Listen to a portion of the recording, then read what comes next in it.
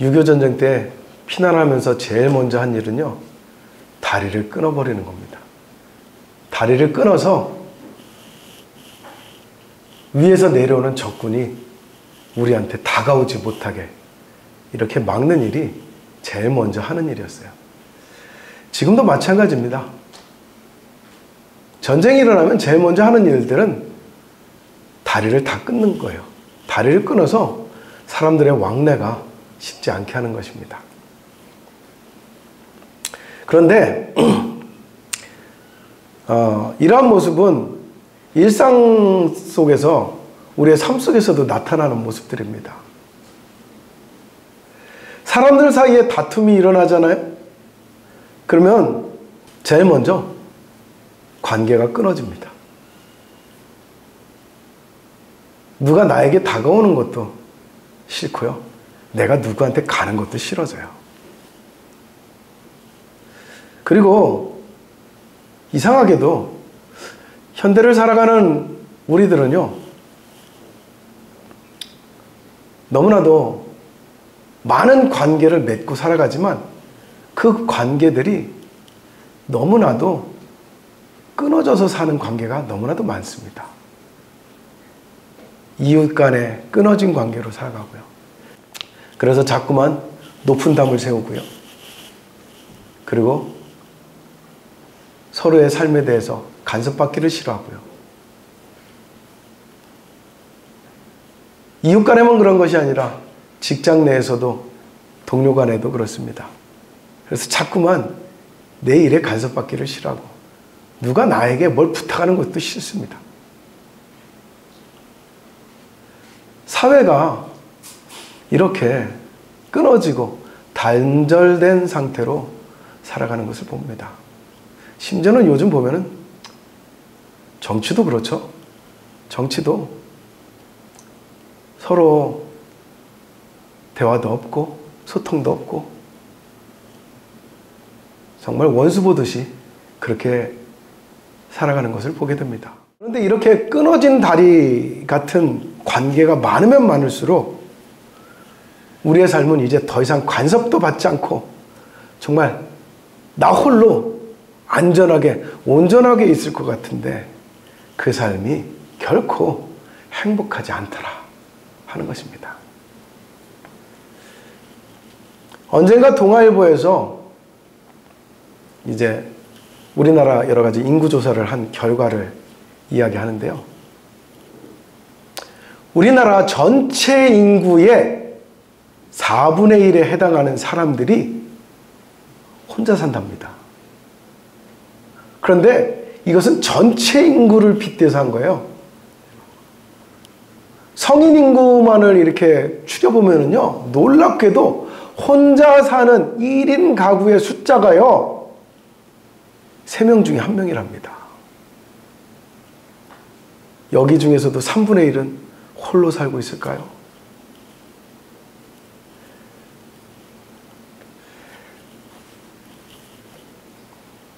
이게 이상한 게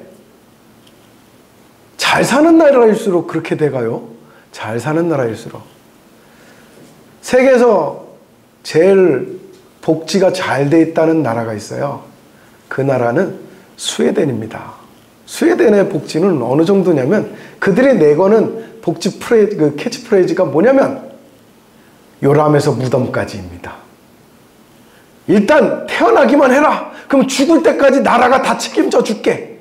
이게 바로 스웨덴의 내거는 이 어떤 선언입니다. 근데 그 나라가요, 얼마나 많은 사람들이 혼자 사느냐면 놀랍게도요, 인구의 절반이 혼자 삽니다. 2명 중에 1명은 그냥 혼자 사는 거예요. 그렇게 혼자 사는 이유가 뭘까 하니까 제일 1순위가 바로 누군가의 간섭받기가 싫어서 그런다는 거예요. 간섭받기 싫어서 그냥 혼자 산대요. 그리고 누군가와 이렇게 자꾸 이렇게 부대끼면서 사는 것이 부담이 되기 때문이라는 말을 합니다. 그렇게 혼자 사는 인구가 점점점 늘어났고, 혼자 살면은 이제 더 이상 내가 힘들지 않을 것 같았어요. 내가 힘들지 않으면은 내가 행복해지겠지. 혼자 사는 이유는 하나예요. 내가 잘 살고 싶어서, 혼자서 잘 살고 싶어서. 그런데 이상한 일이 벌어졌어요. 그렇게 요람에서 무덤까지 복지를 책임져 주는 나라에서 산다면 어떻겠습니까? 엄청나게 삶이 행복할 것 같지 않습니까? 먹고 살 걱정도 없고, 나라에서 다 책임져 준다는데 뭐. 집 걱정도 없고, 먹을 걱정도 없고, 의료로. 나는 그냥 살기만 하면 됩니다. 어때요? 최고의 복지국가. 그런 데서 산다면. 우리나라도 상당히 잘된 복지국가라고 합니다. 미국보다도 잘 돼 있어요. 복지 이 정도를 이렇게 가늠하는 수치를 보니까요, 미국보다 우리나라가 월등히 높습니다. 그런데도 불구하고 우리나라를 일컬어서 젊은 청년들이 하는 말이 있습니다. 헬 조선, 그럽니다. 이 지옥과 같다는 거예요, 우리나라가. 이상하죠? 이상한 것은 우리나라도 행복지수가 굉장히 낮습니다. 그런데 스웨덴도요, 행복지수가 높질 않아요. 혼자 사는데. 누가 간섭할 것도 없고, 누가 괴롭힐 것도 없고, 누가 힘들게 할 사람도 없는데, 그런데 이상한 것은요, 우리나라의 자살률이 1위고요. 그 뒤를 따르는 나라들이 이 잘 사는 나라들이 스웨덴, 미국, 영국 이런 나라들입니다. 그게 참 이상한 일입니다. 그러고 보면 하나님의 말씀이 참 틀린 게 하나도 없어요. 하나님은 창세기에서 에덴 동산을 만드시고 말씀하시기를 사람이 홀로 독처하는 것이 좋지 않다, 이렇게 말씀을 하셨거든요. 왜일까요? 에덴 동산이라는 곳은 우리가 생각했을 때 어떤 파라다이스 아닙니까? 천국과 같은 곳. 먹을 거 걱정이 있습니까? 벌거벗고 다녀도요, 춥지를 않아요. 추웠으면 막 이것저것 갖다 붙여서 입었겠죠. 그런데 춥지 않으니까 벌거벗고 다녀도 아무렇지도 않은 거예요. 그냥 벌거벗고 다녀도 아무 데서나 그냥 자요. 그렇게 자도 위험이 없어요. 위험도 없고요, 배고픔도 없고요, 추위도 없고요. 그런 곳이 에덴 동산인데, 그런데 그런 에덴 동산에서조차도 홀로 독처하는 것이 좋지 않다, 이렇게 말씀하셨다는 거예요. 혼자 살면은 다툼도 없이 평안할 것만 같은데, 그런데 이상한 것은요, 혼자 살아서 좋을 것 같은 그 삶이요, 그렇게 오래가지 못하더라는 거예요. 이렇게 사회만 이렇게 혼자 사는 것이 아니라 오늘날에는 교회도요, 나홀로 교회인 사람들이 굉장히 많다고 합니다. 저희가 이렇게 지금도 영상을 찍고 있잖아요. 영상을 찍고 있는데 이 영상을 보는 사람들 중에서도요, 나홀로 교회가 있어요. 교회를 다녀보니 교회에 다니면서 이 사람 저 사람 부대끼는 것이 불편하고 힘들고, 그래서 그냥 나 혼자 예수 믿고 살면 되겠지, 나 혼자 예수 믿고 그리고 천국에 가면 되는 것 아닌가, 이렇게 생각을 합니다. 이 영상을 보고 있을 사람들한테는 참 대단히 좀 미안하지만, 하나님의 말씀은 사람이 홀로 독처하는 것이 좋지 않다라고 말씀하고 있다는 거예요. 그리고 교회도 마찬가지입니다. 나 혼자 예수 믿으면은 더 이상 죄도 짓지 않을 것 같고,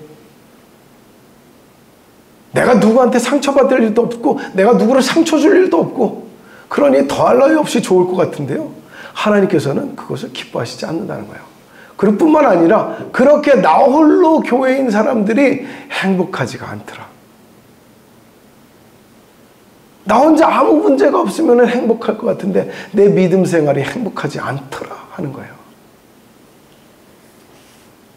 오늘 읽은 말씀 속에서도 한 청년이 예수님께 나왔습니다.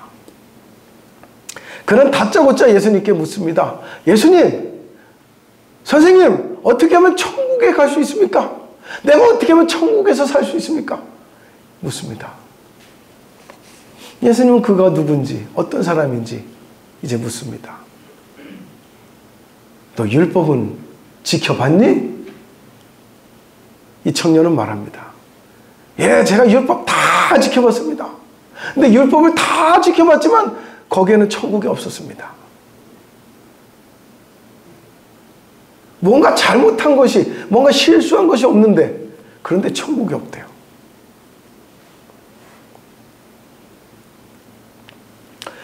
그는 더더욱이 바리새인이었다고 했습니다. 바리새인. 바리새인은 철저하게 율법을 지켜가는 사람들이에요. 그러다 보니까 이 바리새인들이 제일 잘하는 게 뭐냐면 율법 안 지키는 사람들 손가락질하는 거예요. 너 율법 안 지켰어? 어? 하나님은 이렇게 하라 그랬는데 넌 이렇게 안 했어? 하나님께서 너 부정한 거 만지지 말랬는데 부정한 거 만졌어? 이러고 다니는 사람들이 이 바리새인들이야. 그래서 길을 가다가도 사람들을 보고서 갑자기 손을 들고서 소리치는 거야. 하나님, 저는 저 죄인들과 같지 않아서 다행입니다. 이러는 사람들이 바로 바리새인이에요. 그렇게 할 수 있었던 이유가 있죠. 이 청년은 부자였다고 했습니다. 뭐 먹고 사는 데 있어서 일하지 않아도 돼요. 일을 하다 보면은 사람들끼리 얼마나 많이 다투는데요. 손발이 안 맞아가지고. 좀 이렇게 좀 하면 안 되겠어. 자기는 얼마나 잘해서. 이러면서 다투는 거예요. 하지만 그럼에도 불구하고 힘든 일이 있을 때마다 서로 단결하고 서로 힘을 합쳐서 일을 해내는 거죠. 혼자 하는 게 아니에요. 자동차 한 대를 만들더라도 혼자서 다 만드는 게 아니잖아요. 누구는 열심히 색칠하고, 누구는 열심히 나사 조이고, 누구는 열심히 물건 나르고, 이러면서 완성되는 것이 자동차잖아요. 이런 것처럼 협력해서 뭔가 큰 일을 해내는 것인데, 이 청년은 그럴 일이 없어요. 부자였습니다. 그러면서 일하면서 다투는 사람들을 보면서 뭐라 그러겠어요? 저 덜 떨어진 것들 다투고 있어. 왜 일을 하면서 다퉈? 자기들끼리 자기 할 일만 잘하면 되지? 이럴 거란 말이에요. 그리고 그뿐만이 아닙니다. 그는 먹고 살 걱정도 없기 때문에 늘 하는 일이 묵상과 기도입니다. 아무도 나를 방해하지 마시오. 그러고서 일은 다른 사람한테 다 시켜놓고서 자기는 골방에 들어가가지고 묵상하고 기도합니다. 그러니 뭐 그가 율법을 어길 까닭도 없죠.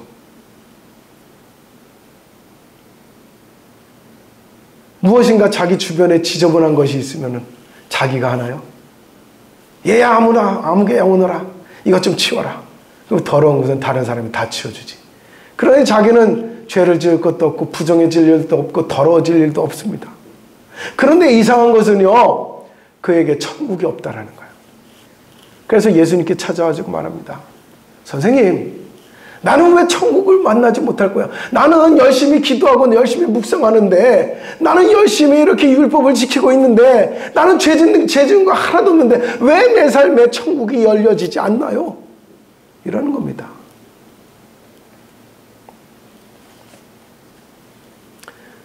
왜 그에게는 천국이 열려지지 않았을까요? 예수 믿다가 힘들어질 때 우리는 이따금씩 생각합니다. 저기 산속에 들어가서 혼자 살면 죄도 안 짓고 잘 살 것 같은데, 이런 생각 한두 번씩은 해보셨을 것 같은데요. 죄도 안 짓고는 살 것 같아요.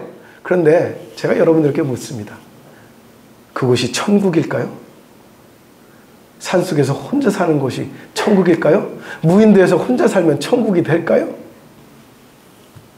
아무리 아름다운 자연환경이 있다 한들, 아무리 내 주변에서 꽃이 피고 푸르른 나뭇가지가 있고 산새들이 와서 지저긴다고 해서 나 혼자 사는 그곳이 천국일까요?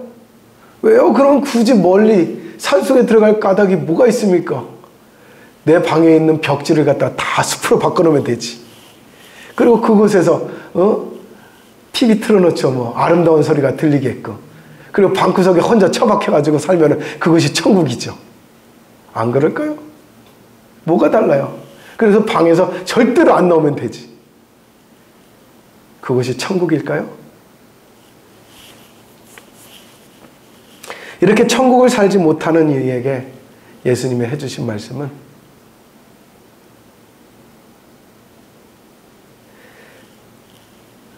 내 것을 다 팔아서 가난한 자에게 주라. 나눠주라. 이 말씀이었습니다. 내 모든 소유를 팔아서 가난한 자들에게 나눠주라. 이 말을 들었을 때 이 청년은 도무지 그 말을 받아들일 수가 없었어요. 왜냐하면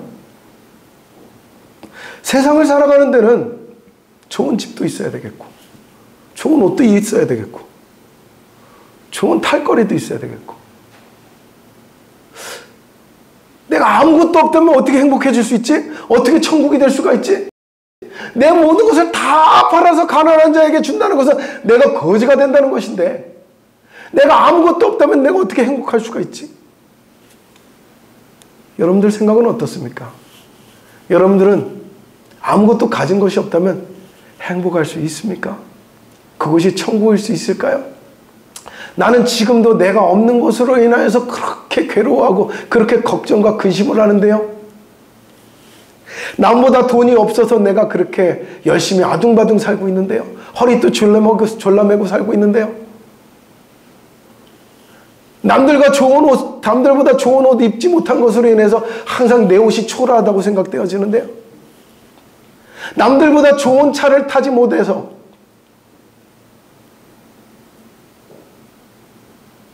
누구는 아주 고급 승용차를 타는데 나는 소형차를 탄다고 해서, 나는 경차를 탄다고 해가지고 내 차가 부끄러워지기도 하는데요. 그런데 그것마저도 다 갖다 팔아서 가난한 자들에게 나눠주라고요. 아무것도 없다면 어떻게 행복할 수 있을까? 그러면 천국은 어떤 곳일까요? 예수님 말씀대로 한다면 천국은 아무것도 없는 곳이겠네요. 아무것도 없는 천국에서 내가 행복할 수 있을까요? 어떻습니까, 여러분? 여러분들이 천국에 갔는데 아무것도 없는 곳이더라. 행복할 수 있을까요? 그곳에서?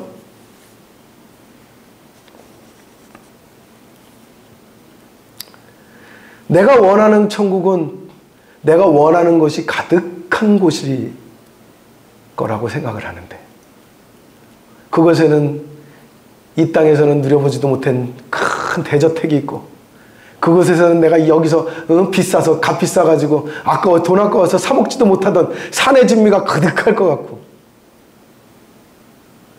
그곳에서는 내가 정말 이 땅에서는 내가 걸쳐보지도 못했던 황금과 진주 목걸이를 치렁치렁 내가 차고 있을 것 같고, 열 손가락에 다이아몬드 반지를 다 차고 있을 것 같은 그런 곳이 바로 내가 생각하는 천국인데, 천국에 갔는데 아무것도 없다라고 한다면 그곳에서 여러분들은 행복을 느낄 수 있겠습니까?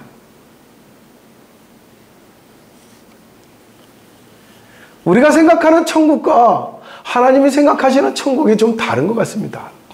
우리는 자꾸만 내가 무엇을 가져야지만이, 많은 것을 소유해야지만이 천국이 될 것 같은데, 하나님은, 예수님은 자꾸 우리에게 아무것도 갖지 말라고 자꾸 가르치고 계시거든요. 그리고 그곳에 그러면 너희가 천국을 얻을 것이다 라고 말씀하거든요. 심각한 문제가 생겼습니다. 여러분들, 내가 원하는 모습의 천국이 아닐지도 모른다는 생각, 좀 두렵지 않습니까?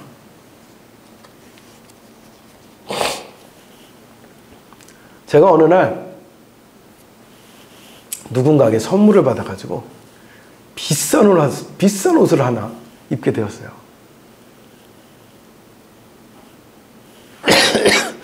저라면은 절대로 안 사 입을 것 같은 그런 옷을, 비싼 옷을 제가 어느 날 선물을 받았습니다. 야, 내가 이렇게 비싼 옷을 다 입어보네.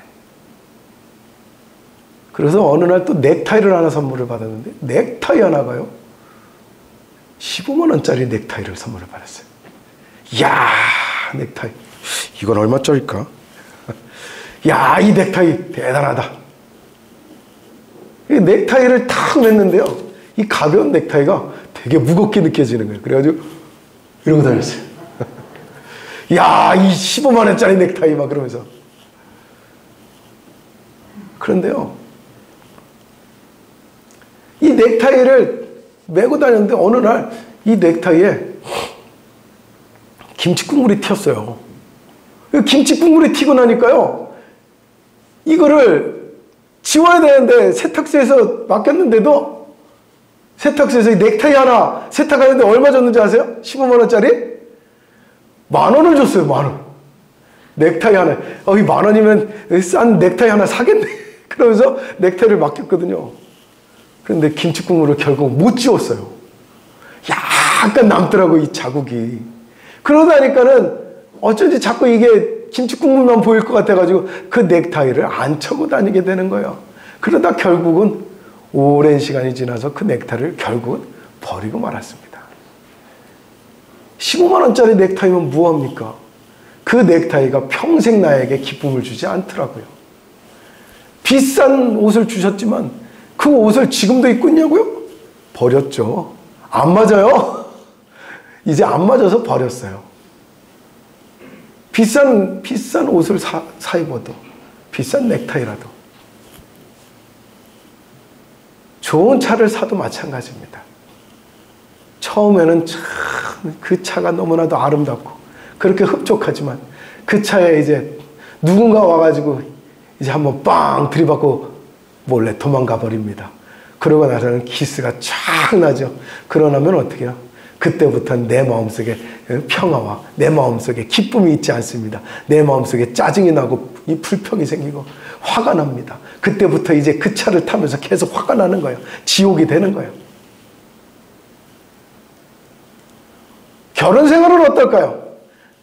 내가 정말 사랑하는 사람과 결혼을 했습니다. 사랑하는 사람과 결혼을 하고 첫날 행복해가지고 진짜 하늘을 날아갈 것 같습니다. 그런데 이 천국과 지옥이 참 찰나에 바뀌는 것을 이제 경험하게 됩니다. 어느 날 갑자기 부부가 서로 싸웁니다. 이보다 더한 지옥이 없을 것 같습니다. 원수 같은 남편과 원수 같은 여자와 아내와 한 집에서 먹고 자고 으르렁거리면서도 그 집을 떠나지 못하고 그렇게 며칠을 보내게 됩니다. 이보다 더한 지옥이 없죠. 우리가 생각하는 천국이라는 것이 무언가를 얻어야 된다고 생각하는데 그 얻어진 모든 것들이 끝까지 천국이었던 적 한 번이라도 있습니까, 여러분? 오히려 그것으로 인해서 내가 괴롭고 내가 힘들어지지 않습니까?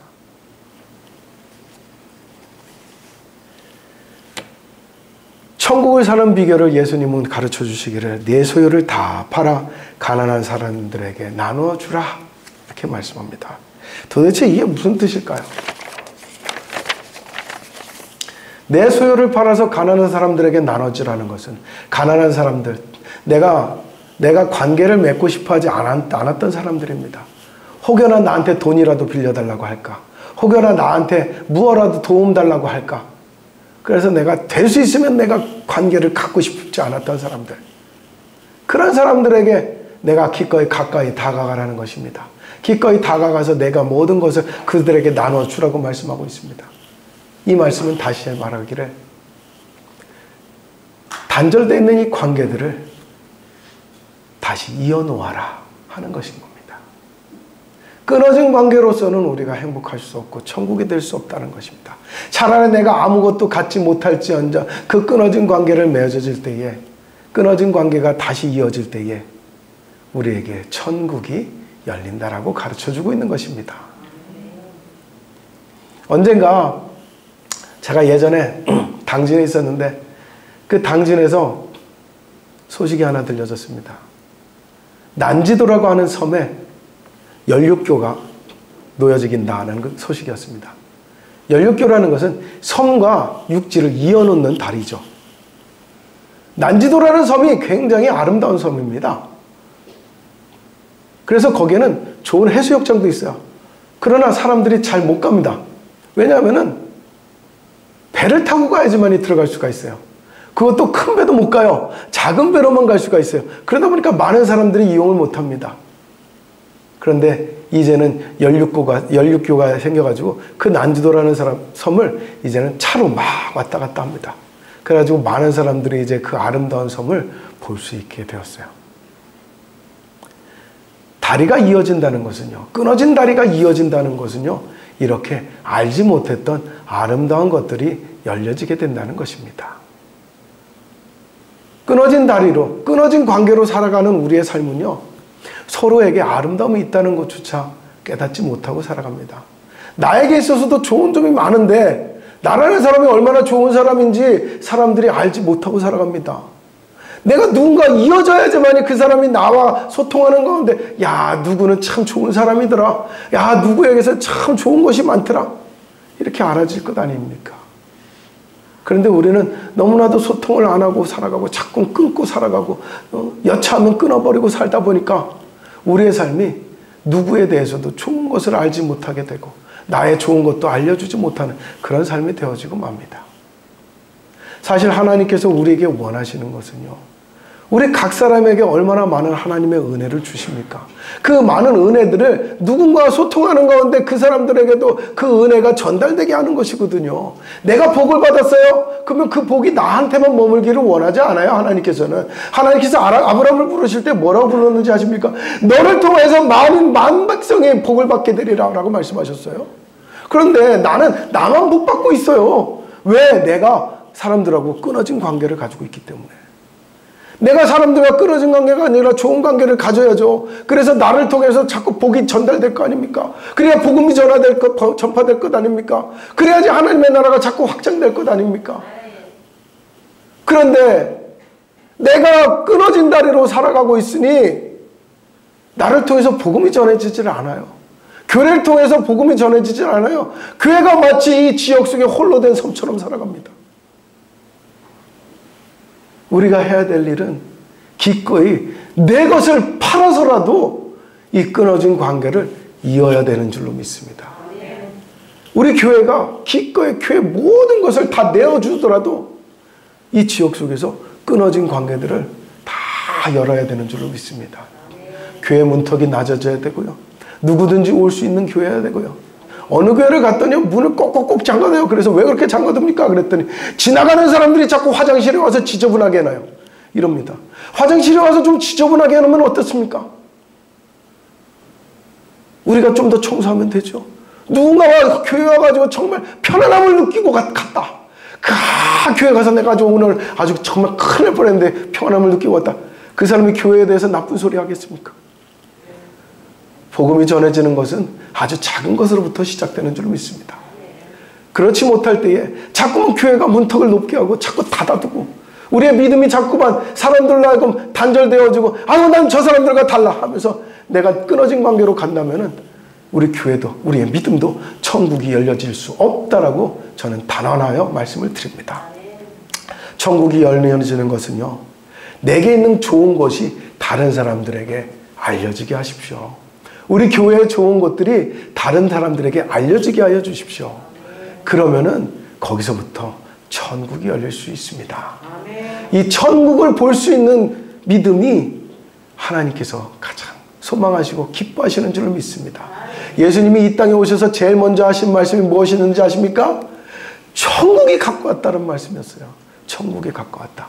천국을 주시기를 원하셨던 하나님, 그리고 그 천국의 기쁨을 위해서 우리에게 뭐라고 하십니까? 너희에게 복음을 전하노라 말씀하셨잖아요. 이 복음이 우리에게 머물기를 원하고 이 복음이 우리에게 서로에게 전달되기를 원합니다. 그리고 그 복음이 이 세상 속에서 자꾸 퍼져서 하나님의 나라가 이 땅 위에 어서 속히 임하여지시기를 원합니다. 이 일을 하는 것, 바로 내가 끊어진 다리를 이어놓는 일입니다. 내 삶을 아까워하지 마시고 내 시간을 아까워하지 마시고 내 재물을 아까워하지 마시고 끊어진 다리를 놓는데 쓰임받기를 원하시기를 바랍니다. 그것을 통해서 우리가 하나님께 부름받았습니다. 그것을 위해서 하나님께 부름받은 것입니다. 그것이 우리가 사명입니다. 끊어진 다리를 이어놓는 것.